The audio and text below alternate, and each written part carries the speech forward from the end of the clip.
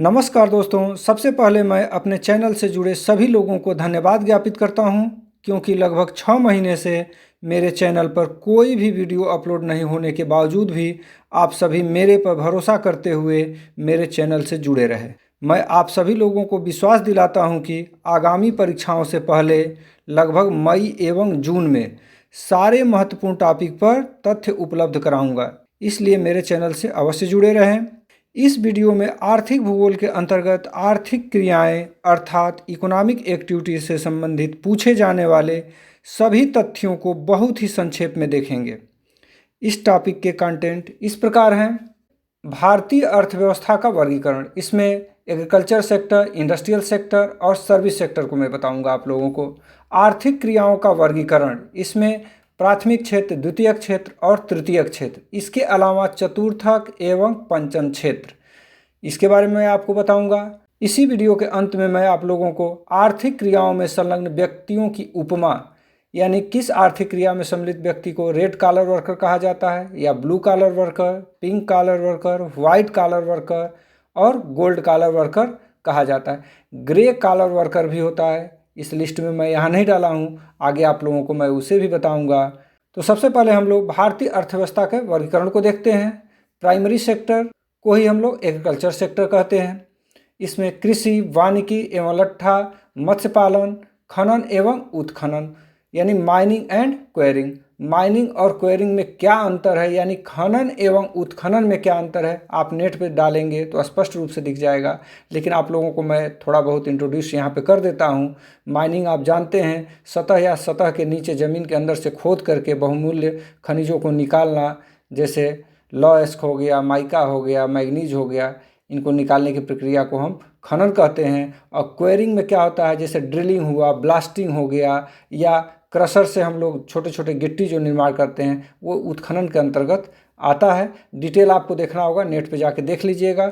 मैं इसको डिटेल में जाना नहीं चाहता हूँ, मैं उन्हीं सब चीज़ों को डिटेल में बताना चाहूँगा जिनसे परीक्षाओं में प्रश्न बनते हैं। सेकेंडरी सेक्टर क्या है, इसमें इंडस्ट्रियल सेक्टर आता है, यानी इंडस्ट्रियल सेक्टर को ही सेकेंडरी सेक्टर कहा जाता है। इसमें विनिर्माण यानी मैन्युफैक्चरिंग और निर्माण कंस्ट्रक्शन, ये दोनों सम्मिलित हैं। अब यहाँ पर मैन्युफैक्चरिंग और कंस्ट्रक्शन में क्या डिफरेंस है, इसको जान लीजिए आप।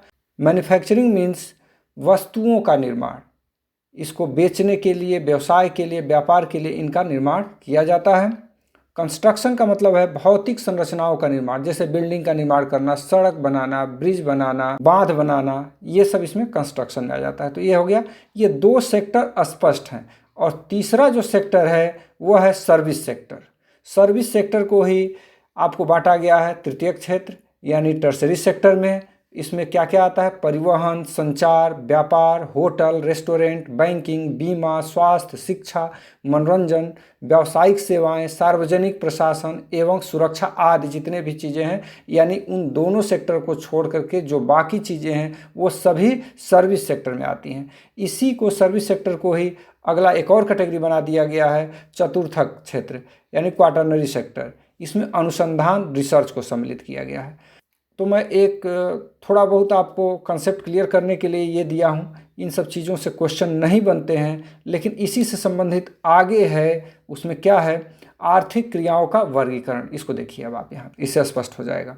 सबसे पहले है प्राथमिक क्रियाएं। प्राथमिक क्रियाएं में क्या किया जाता है, प्रकृति प्रदत्त वस्तुओं का सीधे उपयोग किया जाता है। उन वस्तुओं में न के बराबर बदलाव किया जाता है। सीधे सीधे प्रकृति से जो चीज़ हम प्राप्त करते हैं उसका उपभोग करते हैं। अब इसमें सम्मिलित कार्य कौन कौन से हैं, आखेट, भोजन संग्रह, पशुचारण, मछली पकड़ना, लकड़ी काटना, कृषि करना, खनन, पर्ल कल्चर, इसी को कहते हैं मोती की खेती। देखिए हम लोग के साथ बहुत गंभीर समस्या है, हिंदी भी याद करना है मोती की खेती, और अंग्रेजी भी इसका याद रखना पर्ल कल्चर। कारण ये है कि हिंदी में भी लिख देता है पर्ल कल्चर और अंग्रेजी में भी लिख देता है पर्ल कल्चर। हम याद कर लेंगे मोती की खेती, पर्ल कल्चर नहीं जानते रहेंगे तो हमारे साथ समस्या उत्पन्न हो जाएगी। इसलिए दोनों याद करना है, ये हम लोगों के लिए बड़ी गंभीर समस्या है। अंग्रेज होते तो एक ही पर्ल कल्चर याद करना होता, आराम से काम चल जाता है। तो देखिए इसमें सम्मिलित लोगों को जैसे पूछ देता है, परीक्षाओं में आया हुआ है, खनिक किस आर्थिक क्रिया से संबंधित है? तो प्राथमिक। किसान खेती करने वाला, यानी खेती किस में है? प्राथमिक क्रिया में। तो किसान किस कैटेगरी में हो गया? प्राथमिक क्रिया से संबंधित हो गया। इसी तरह से आप किसी से भी अगर जो प्रश्न पूछा जाए सम्मिलित लोगों का किस कैटेगरी में आता है, तो आप इसको निकाल लेंगे। किस किस एग्जाम में ये पूछा गया है मैं यहाँ आपको दिखाया हूँ। जैसे नेट जून 2011 में, नवंबर 17 में, दिसंबर 12 में, जून 18 में, दिसंबर 18 में, दिसंबर 19 में, जून 23 में, आरपीएससी 20 में, 2020 में, 2014 में भी पूछा गया है। और BHU PET post graduation entrance test जो होता है, अब तो सीयूटी पीटी वो सब होता है, तो उसके अंतर्गत ये क्वेश्चन बने हुए थे। 2014 में पूछा गया था, 2016 में पूछा गया था। मैं इन एग्ज़ाम्स को मैं डिटेल में नहीं बताऊंगा, आप देखना चाहेंगे तो इसको देख लीजिएगा। मैं टॉपिक को ही और उससे संबंधित चीज़ों को ही आपको डिस्कस करूंगा। इस तरह से इसको रट जाना है आपको कि प्राथमिक क्रिया में कौन कौन से कार्य सम्मिलित हैं। दूसरा है द्वितीयक क्रिया। द्वितीयक क्रिया क्या होता है? प्रकृति प्रदत्त जो वस्तुएं होती हैं उसमें रूपांतरण करके जो वस्तु का निर्माण करते हैं, वही क्रिया इसमें सम्मिलित होती है। इससे होता क्या है? वस्तु के गुण और मूल्य और स्वरूप, इन तीनों चीज़ों में परिवर्तन हो जाता है। इस चीज़ को ध्यान रखेंगे। द्वितीय क्रिया के फलस्वरूप जो प्रकृति से, पर्यावरण से प्राप्त वस्तु है, उसके स्वरूप, उसके गुण और मूल्य, इन सभी में वृद्धि हो जाती है। जैसे देखिए, एक पेड़ आपको खरीदना हो तो पेड़ खरीदेंगे, कितने रुपए का मिलेगा? 5,000 में एक आम का पेड़ कटवा लिए आप जा करके, लेकिन उससे 10 चौकियाँ बना दिए। एक चौकी 3 से 4,000, 5,000 में बिक रही है। कुर्सियाँ बना देंगे तो उसकी उपयोगिता भी बढ़ गई, बैठने में, सोने में। विभिन्न तरह का पटरा बना दिए, दरवाज़ा बना सकते हैं, खिड़की में लगा सकते हैं, बहुत सारे जगहों पर उसका इस्तेमाल कर सकते हैं। और उसका मूल्य भी बढ़ जाएगा। 5,000 का खरीदे थे, आप उससे वस्तुओं का निर्माण करके 50,000 में बेच सकते हैं। तो इस तरह से द्वितीय क्रिया के अंतर्गत वस्तुओं के गुण और मूल्य दोनों में वृद्धि हो जाती है। इसमें सम्मिलित कार्य क्या है? विनिर्माण उद्योग और निर्माण कार्य, जैसा आपको बताए थे इंडस्ट्रियल सेक्टर में ऊपर, वही है यहाँ पे। तो गृह तथा सड़क निर्माण इसमें आ गया निर्माण कार्य के अंतर्गत। अब बढ़ई दे दिया और पूछा कि ये किस क्रिया के अंतर्गत सम्मिलित है, तो बढ़ई किस में आता है? यह आप जानते हैं कि मैन्युफैक्चरिंग में आ रहा है। दरवाज़ा, खिड़की, पलंग ये सब बना रहा है, तो यह द्वितीय क्रिया के अंतर्गत सम्मिलित होगा। ये भी देखिए नेट में पूछा गया है, पीजीटी 13 में पूछा गया है। पीजीटी मतलब यूपी पीजीटी में पूछा गया है, तो इसको आप याद कर लिए। दो क्रियाओं के जो ये कार्य हैं, इनको हर हाल में आपको याद रखना है। इसके बाद समस्या अब जनरेट होती है। इसके बाद तीसरा क्या है? तृतीयक क्रियाएं। इसी को कहते हैं सेवा क्षेत्र। इसी को आगे बांटा जाएगा चतुर्थक, पंचम क्रियाओं के अंतर्गत। लेकिन वो चतुर्थक और पंचम क्रियाएं किसके पार्ट हैं? वो सेवा क्षेत्र के ही पार्ट हैं। तो तृतीय के अंतर्गत क्या क्या आ रहा है? सेवाएं, जितनी भी सेवा होती हैं, जैसे स्वास्थ्य, शिक्षा, विधि यानी लाभ से संबंधित जो भी है, मनोरंजन, बीमा आदि, और विनिमय, विनिमय में व्यापार, परिवहन और संचार। तो तृतीयक जो क्रियाएं होती हैं वह प्राथमिक और द्वितीय क्रिया में डायरेक्टली इन्वॉल्व नहीं होती हैं, किंतु इनके विकास के लिए ही यह कार्य करती हैं। जैसे शिक्षक है, इंजीनियर बना रहा है। इंजीनियर जब होगा तो अच्छे चीज़ों का निर्माण करेगा। जैसे ट्रैक्टर का निर्माण इंजीनियर किया, वह खेती में विकास में आ रहा है। बहुत सारे टेक्नोलॉजी का निर्माण करते हैं, तो वह टेक्नोलॉजी किसके काम आती है? उद्योगों में काम आती है। डॉक्टर है, अगर जो सभी लोग बीमार पड़ जाएंगे तो खेती में काम करने वाला या उद्योगों में काम करने वाला बीमार पड़ जाएगा, तो यह कार्य बाधित हो जाएगा। डॉक्टर उसका इलाज करेगा, वह कार्य को बढ़ावा देगा। इस तरह से ये डायरेक्ट इन क्रियाओं में इन्वॉल्व न होकर के इनडायरेक्टली इनके विकास में सहयोग करते हैं। अब इसमें सम्मिलित लोग कौन से हैं? शिक्षक आते हैं, डॉक्टर आते हैं, वकील आते हैं, प्लम्बर आते हैं, बिजली मिस्त्री। ध्यान दीजिएगा, ये तृतीयक सेवा क्षेत्र में आते हैं, तृतीयक क्रियाओं के अंतर्गत आते हैं। बढ़ई द्वितीयक में आता है। बिजली मिस्त्री वस्तु का निर्माण नहीं कर रहा है, यह सेवा क्षेत्र में आता है, इसलिए तृतीय क्रिया में है। धोबी हो गया, नाई हो गया, ड्राइवर हो गया, ये सेवा के अंतर्गत आ रहे हैं। दुकानदार, टेक्नीशियन, प्रकाशक, ये सभी जो हैं तृतीयक सेवा क्षेत्र में। अभी तक जितने भी प्रश्न पूछे गए हैं, जितना मैं यहाँ पे एग्जाम्पल दिया हूँ, इन्हीं से संबंधित प्रश्न पूछे गए हैं परीक्षाओं में। अब चतुर्थक क्रियाएं आपको मैं बताया सेवा क्षेत्र का ही अगले ये पार्ट हैं। चतुर्थक क्रियाओं के अंतर्गत सम्मिलित कार्य क्या है? ऑफिस प्रबंधन एवं प्रशासनिक कार्य, थोड़ा सा और कैटेगराइज कर दिया गया उसको सेवा क्षेत्र में, ये अलग निकाल करके बनाया गया चतुर्थक क्रिया को। सूचना संग्रह, उत्पादन एवं प्रकीर्णन, कारोबारी संगठन, खुदरा एवं थोक व्यापार, बीपीओ। बीपीओ का फुल फॉर्म होता है बिजनेस प्रोसेस आउटसोर्सिंग, यानी बीपीओ में काम करने वाले लोग वो होते हैं जो दूसरे से इमीडिएटर समझिए होते हैं, सेवा को यहाँ से वहाँ पहुँचाने का ये इमीडिएटर का काम करते हैं। अनुसंधान और गायन, ये परीक्षाओं में पूछा गया, गायन किस कैटेगरी में आता है? तो चतुर्थक क्रियाओं में आता है। प्राथमिक, द्वितीयक, तृतीयक, चतुर्थक, यदि आप ऊपर के 3 याद कर लिए हैं तो जो भी एग्जाम्पल उसके अलावा मिलता है वो चतुर्थक में आएगा।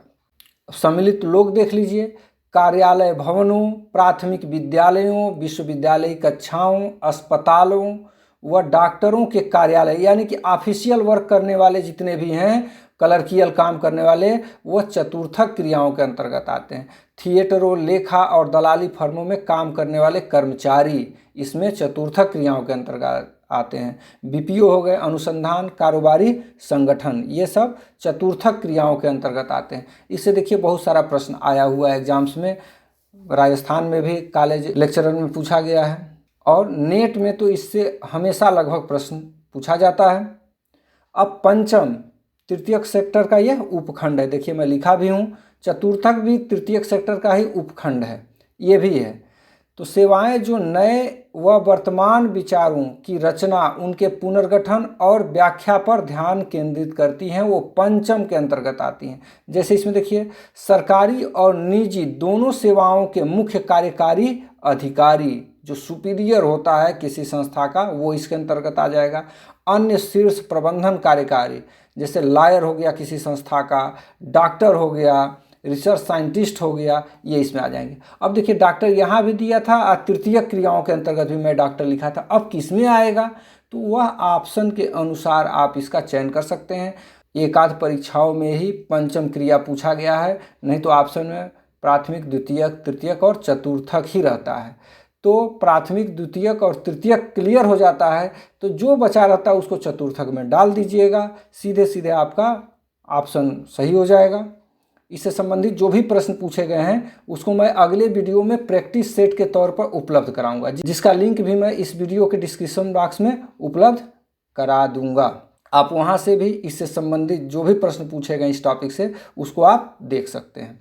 अब आर्थिक क्रियाओं में संलग्न व्यक्तियों की उपमा को देखते हैं, किस कार्य में संलग्न व्यक्ति को किस उपमा से बुलाते हैं।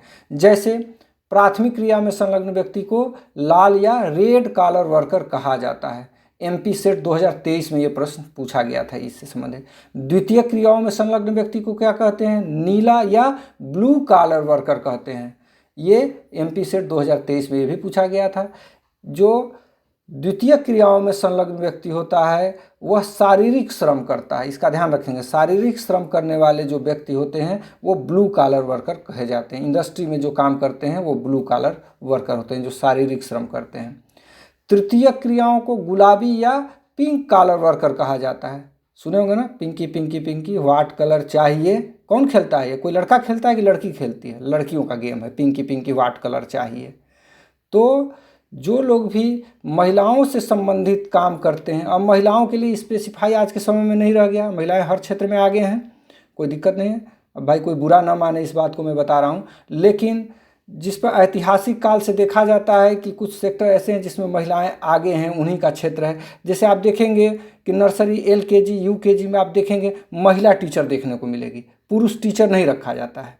नर्सिंग में देखेंगे तो नर्स जो होता है, अब तो वार्ड बॉय बोला जा रहा है, वार्ड बॉय रखे जाते हैं, तो नर्सिंग का जो काम होता है वो महिलाएं करती हैं, ठीक है। तो उसमें पुरुष भी यदि काम कर रहा है तो वह महिला से संबंधित काम कर रहा है, तो इसलिए पिंक कॉलर वर्कर, वो पुरुष भी पिंक कॉलर वर्कर कहा जाएगा। यानी कि सिलाई, बुनाई, कढ़ाई, ये सब आप देखेंगे महिलाओं का काम है, लेकिन पुरुष आप देखेंगे दर्जी आपको मिल जाएंगे।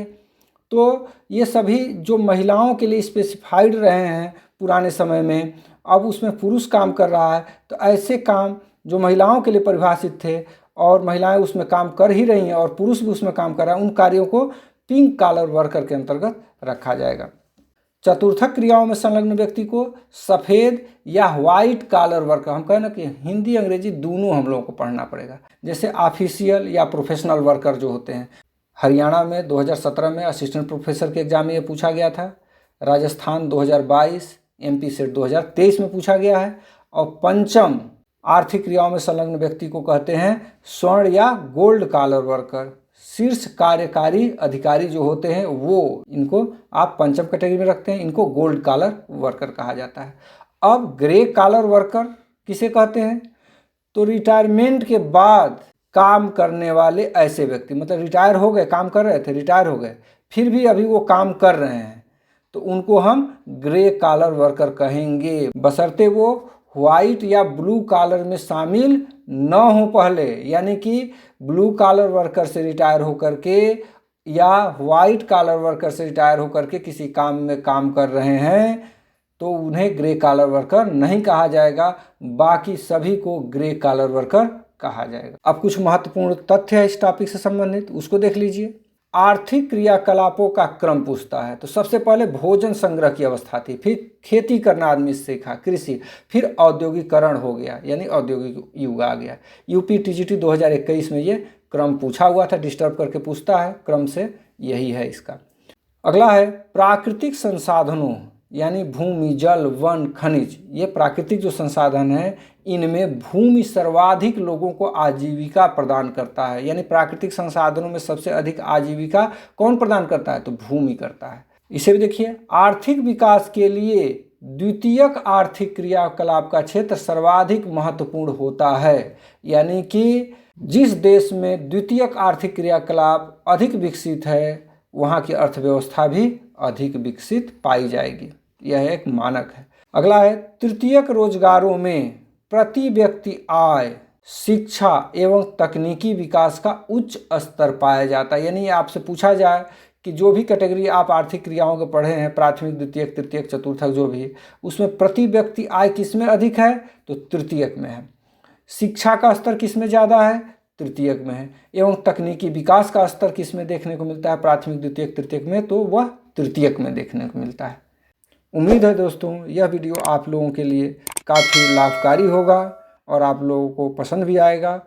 बहुत बहुत धन्यवाद।